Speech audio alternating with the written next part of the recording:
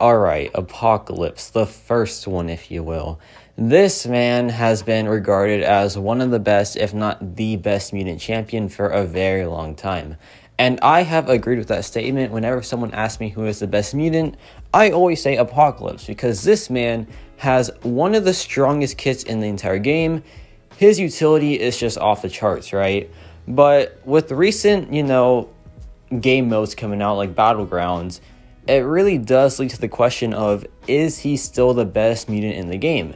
Because with Apocalypse, he is designed around being fueled off of other mutant characters on his team, because he's the first one, right? So it makes sense from a design standpoint. I think he is probably the best design character out there, to be honest. But that design does kind of hurt him a bit, because in Battlegrounds, when you're just by yourself, he doesn't really perform as well as he does in a questing scenario, right? So I want to just make this video today, and I just want to think about the question of, is he still the best mutant in the game? Because there's a lot of good mutants now. There is Kitty Pryde, who came out after Apocalypse.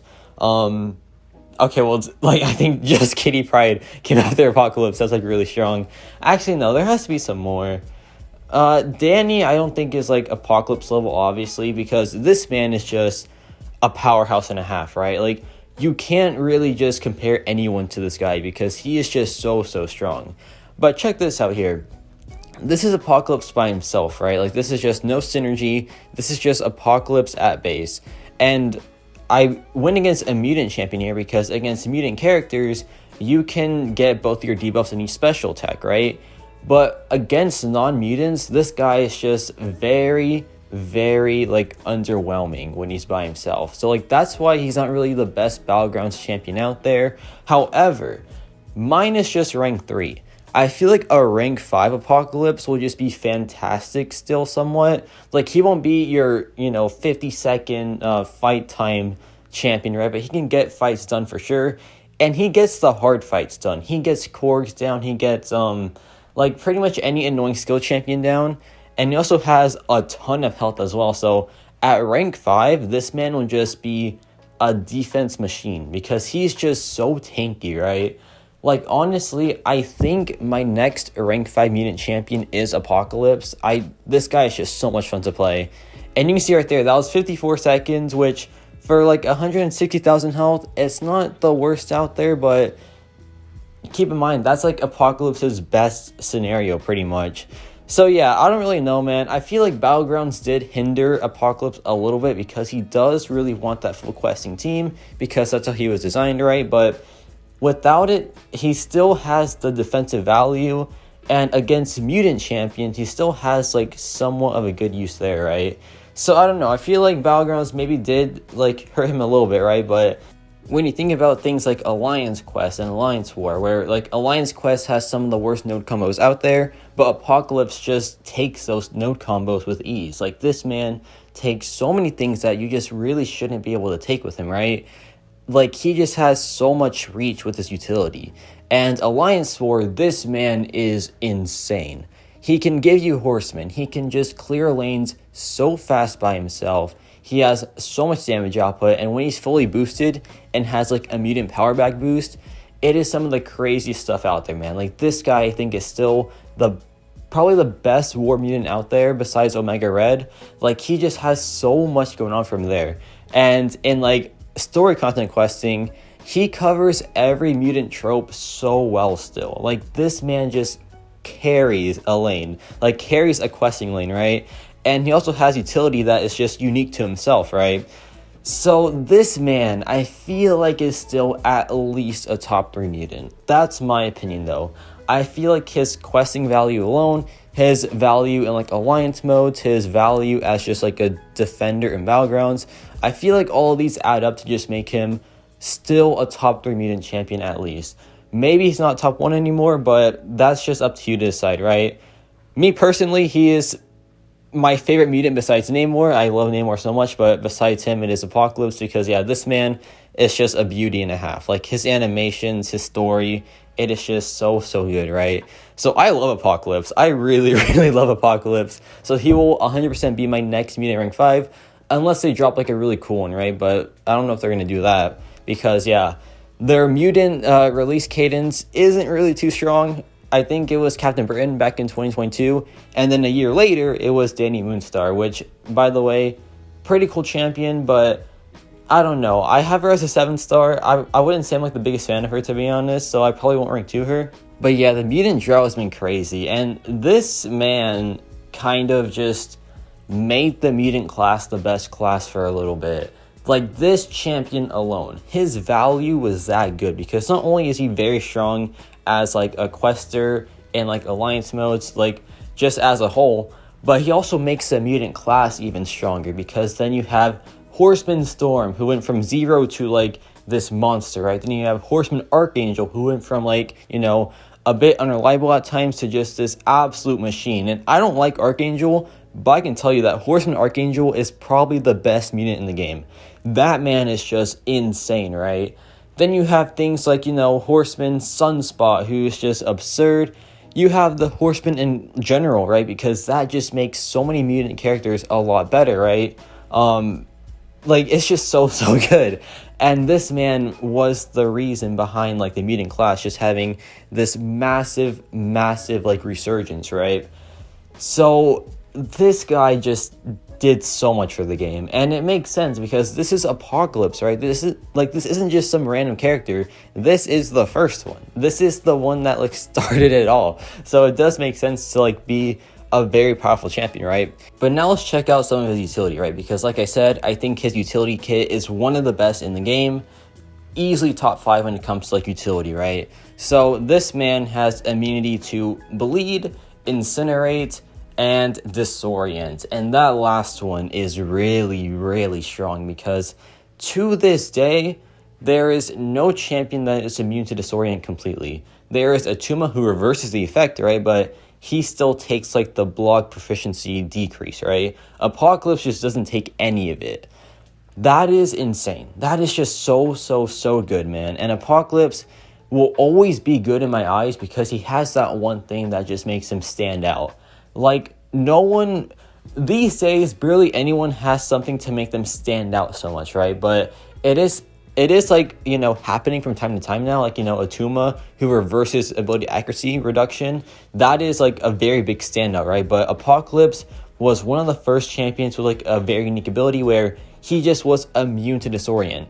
Never seen before, and still I think the only champion that just has full-on immunity to it. So yeah, this man just has so much going on for him, right? And for example, right here we have this disorient lane here, and you're going to see I just do one parry, I get the disorient on me, and then after like 8 seconds, it kind of just goes away, right? It's pretty sweet stuff, man. It is just really sweet stuff.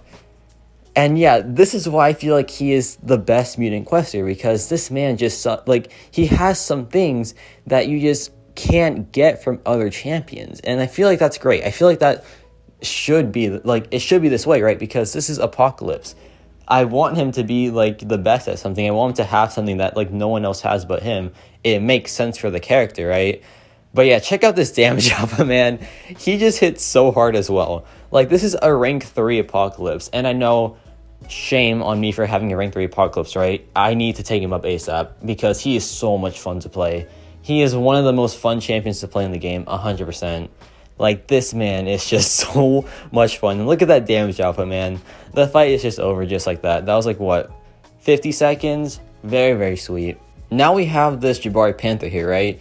And Jabari Panther is a good example of, like, Kabam trying to stop Apocalypse, because her cleanse doesn't count as a purify, so Apocalypse can't counter it, right? Oh, and by the way, this man counters purify 100%. Still the only champion to do this. The only champion in the game to completely just shut off purify. This just shows his value, right? Like, no one else does what he does. That's why he's so good in my eyes. That's why he is still a top 3 mutant.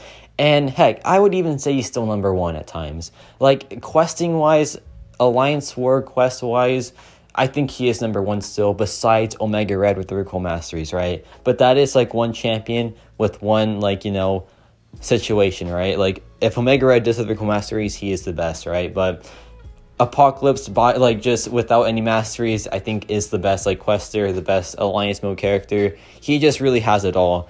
But like, yeah, Apocalypse, man, he's just, I don't know, I just love this guy so much. He just has so many cool things that are just unique to him, right? And that's so rare these days because there is like over 250 champions, right? So that's not like, that's very hard to like still be unique, right? Because there's just too many champions these days. And Apocalypse still does it, right? But now we have this lane here. We have this Mutant Mastery and this Ebb and Flow Knockdown lane. Fun fact, Ebb and Flow Knockdown, whenever like the timer is up, it purifies all debuffs, right? But Apocalypse can't have his debuffs purified, so yeah, we just get the debuffs to stick on, which is perfect. And check out this damage output, man. We go in after this, we drop this SP2 here, and some very, very nice red numbers. And look at that, 22,000 on that hit as well. Very sweet stuff. No crit there, unfortunately, but it's fine.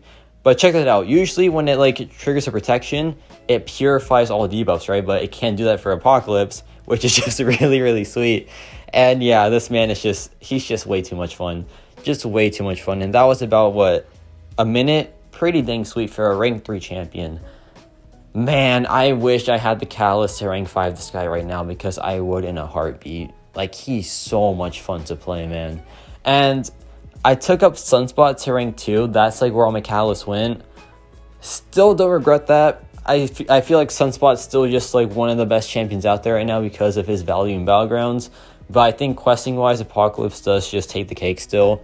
Because yeah, this man just has too much utility, to be honest. He just has too many things they can do.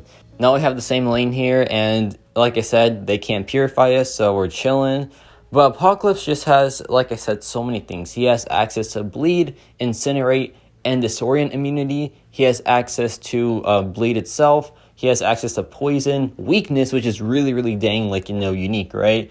He also has access to Degen, Concussion, which is really, really strong too. Like, in the Gauntlet Doom fight, we failed a lot of, like, auras because of the concussion, right? He also has access to, like, a lot of debuffs, like I said. He has access to very strong red numbers too. You can't purify the guy. Like, this man is just so packed with, like, just perfect utility. Not just in the mutant class, but just in general, right? And yeah, we drop one SP1 here, and the fight is now over just like that. Very, very sweet time. This man just pretty dang fast as well, right? Like, you know, a minute and like 18 seconds for a rank 3 champion. Pretty dang sweet. Now we have this endurance trial lane and this persistent pressure lane. And this is where like his onslaught debuffs just come into play, right? Because he has 4 after every special attack. Like after he does SP1 and SP2, he has his bleeds as well. So it's just a very nice time, right? And I forgot to mention, this man is stun immune as well when he's attacking. And also, he can stun through the block. The more I just talk, the more this guy just gets better and better. And that is just insane, man, because he's already so good. So I don't even know this champion, man. He's just so strong. He's just way too strong. Like, his questing value is off the charts. The more I think about it, the more I want to put him in like top 3 questers. Because, you know, Hercules is always number 1 questing wise, but Apocalypse might just be like the 2nd or 3rd best out there, to be honest, because this man just takes way too much. He takes so many fights. And check this out, we dropped SP2 here, and yeah, no chance. He is just done. 24,000 per hit there. The fight is just over, right? And the best part is, this man has a crazy synergy with Jabari Panther 2, which pretty much lets him crit on every single hit of the SP2. Like, this man just has so many things. He just has so many things. So, like, when it comes to questing, this dude is just way too good, right? And now we have this encroaching stun lane. Like I said, this man is stunning me whenever he's attacking, which is perfect. And the best part is, even if you don't, you know, utilize his stun immunity, his special attacks are, like, what, 8 seconds long or something? So, encroaching stun is very easy to counter with him, right? Here the SP2 is given because of the Specialist 1 node, but that's fine. Check this out though, we're just going to play it slow, right? Just, you know, play it calmly a little bit, let the stun like almost show up so we can just try to be immune to it. And check this out here, he goes for an attack, we go back in, encroaching stun expires, we are immune to it. We drop the SP1, and look at that damage output, man. It is just over, just like that. That was about, what, 50 seconds? Yeah, 51 seconds right there. Now we have this Biohazard lane, and he is immune to bleed, like I said, so this is just, you know, very straightforward time. And yeah, one thing that like is kind of iffy with Apocalypse is you have to take like a little bit of damage output to maintain like the immunity, because after 8 seconds of taking a debuff, you become immune to it, right? So that is kind of annoying at times, because like let's say the bleed is insanely strong and you like take like half of your life after the 8 seconds. Pretty annoying, but also his signature ability comes into play there, because with this ability, whenever he doesn't take a fight, like, you know, he just lets someone else take it, when he takes his next fight, at the start of the fight, you will get a regen passive, and this thing is strong at high sig, like very, very strong. So like, let's say you take half your health, right, because you're trying to get the bleed immunity or something, right? The next fight, you can just not do it, and then the fight afterwards, you can just regen a ton of your health back, right? So this man was made for questing, to be honest, because yeah, he has the signature ability, which is built around just, you know, taking a break from a fight, coming back, and having a ton of health like to your disposal. Like, he just has this kit made for just taking so many things and just being a very, very strong quester. The best mutant quester by far, like I said. And yeah, now we have this long shot here. But the best part is, after you take like that 8 seconds of bleed damage, you have that immunity for the rest of the fight, right? It's not like you have to do it per fight. No, just one fight, 8 seconds of like bleed, incinerate Saurian, and then it's gone for the rest of the quest, which is just perfect, right? It's just very, very strong. And yeah, very sweet. He also does have a way to counter evade, but I think this part is a bit iffy design-wise, because whenever they evade, they get a minus 10% chance to evade again, which is pretty good, right? But then like at the 80% range, you think that like the evade is just countered, right? But then they do that one sneaky evade that catches you off guard. So yeah, that's like one little issue, but besides that, this man is just so good. This man just has everything else done so well. And here I have the SP2 ready, so I drop it. Pretty nice damage output there, 14,000 crit there, almost 15,000, pretty nice. And yeah, this man has the fight down pretty much. Like, the fight's pretty much over now. We drop the SP1 here, and that just seals the deal. Very, very nice stuff. Apocalypse is just so good. But yeah, I want to rank 5 this guy. I really do. This dude is just way too much fun, and he is still the best quester out there in the mutant class. Still like top 3 questing wise in the game. This dude just has so much value there. And like in Battlegrounds, I know he does get like a bit hurt there, right? But he still has insane defensive value because of his health and just his special attacks as well. Like, this man still has some use there at least. So I feel like because he has use in every game mode, he is still a top 3 mutant in my eyes. But yeah, let me know your thoughts on Apocalypse, and yeah, this is about it for me.